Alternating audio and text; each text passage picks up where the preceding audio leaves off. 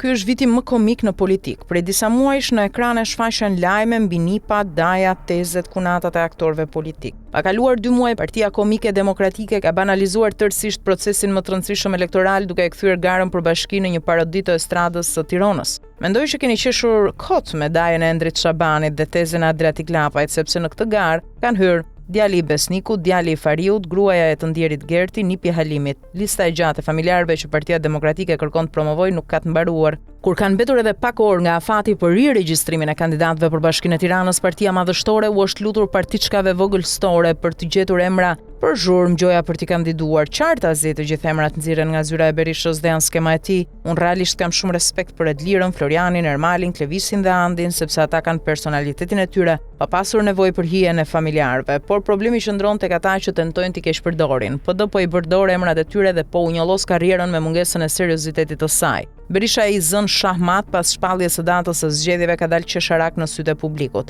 Partia komike e tij ka mbetur vetëm me ata që protestonin te rrugica e Salës. Deputetët e saj nuk sakrifikojnë për 2 arsye, sepse ata janë aq pa vlerë sa e kanë humbje në xhep pasi 30 vjet i ka vendosur Berisha në listat mbyllura.